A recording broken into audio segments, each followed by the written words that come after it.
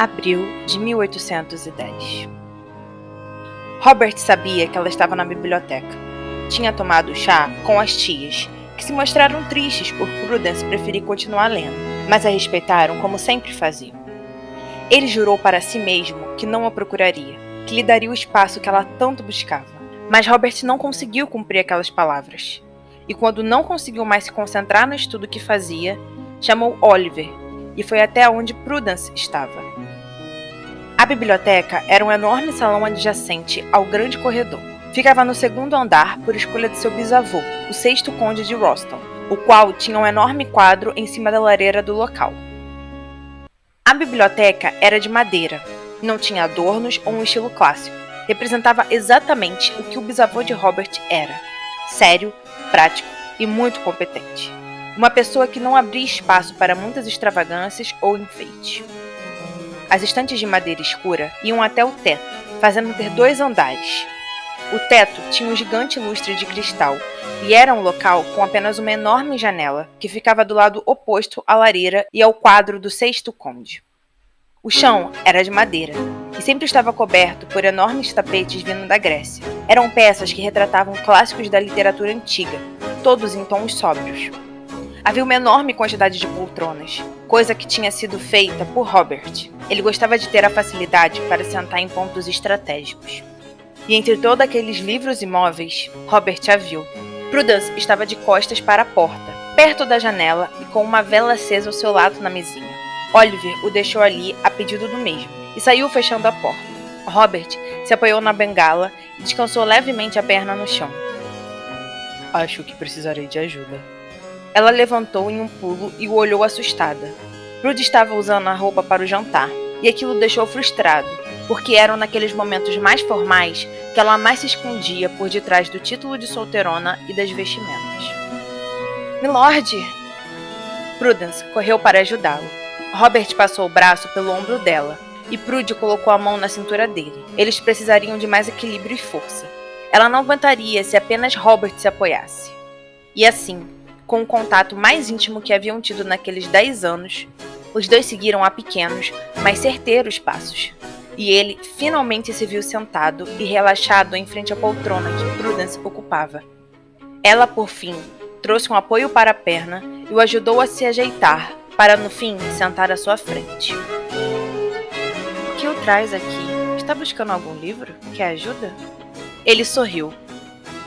Eu amo esse lugar. Apenas queria passar um tempo aqui.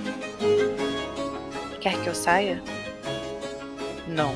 E também não quero atrapalhar sua leitura. Continue como se eu não estivesse aqui. Prudence deu um sorriso sem graça e voltou a focar no livro. Mas mesmo assim, ele via que ela não estava tão confortável. Porém, era o que mais desejava: olhá-la, admirá-la sem precisar conversar ou ter alguém atrapalhando. Era por isso que estava ali.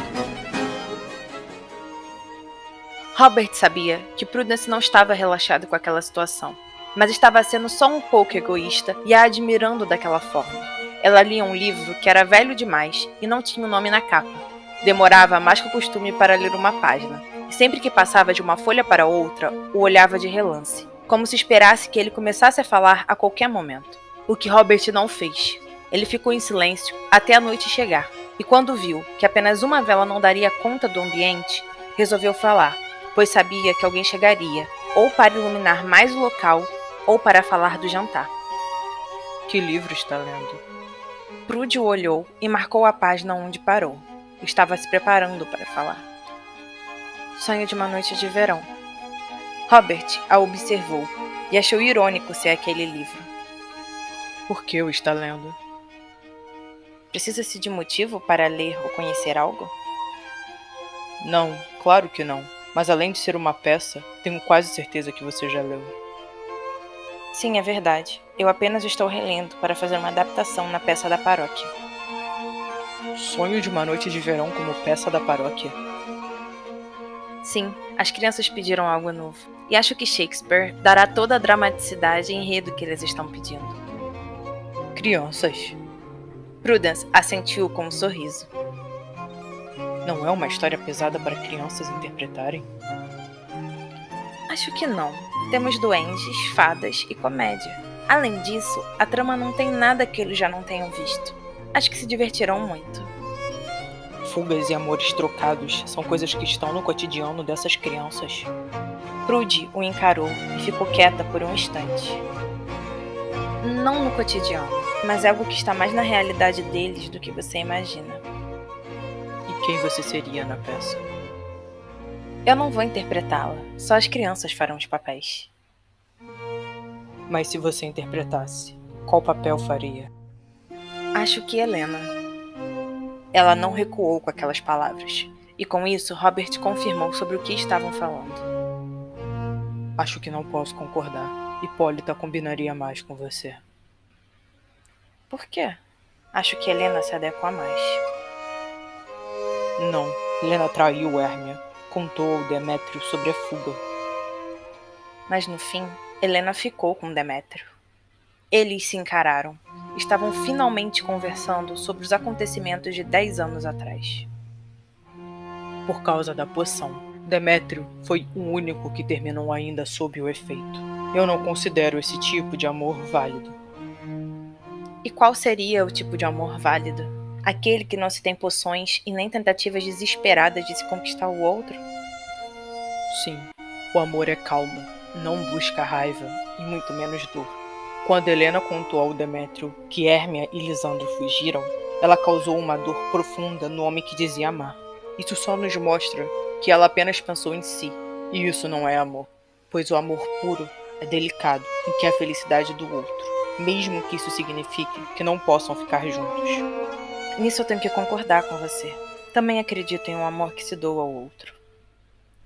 E é por isso que você não poderia interpretar Helena, mas sim Hipólita. Mas Hipólita não faz nada para provar que acredita nesse amor. Eu diria que ela nem está incluída direito na trama. O amor de Teseu e Hipólita é forte o suficiente para adorar e se doar ao outro, mas ela também tem suas características fortes.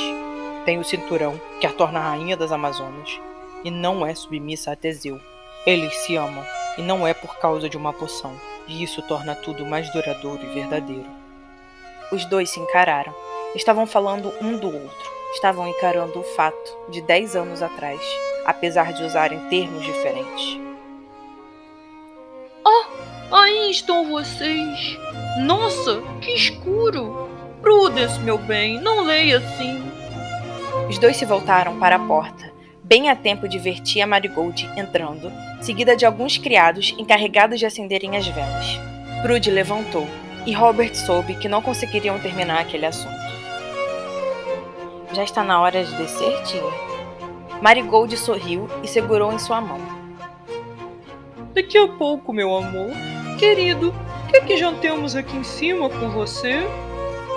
Robert olhou para a tia e negou. Irei para o meu quarto. Vou me retirar. Abusei demais para um dia. Ele chamou o criado mais próximo e saiu dali. Estava cansado, mas certo de que tinha feito a coisa certa, ou falado, pelo menos. Prudence não era Helena, era Hipólita. E ele não era Demétrio, era Teseu.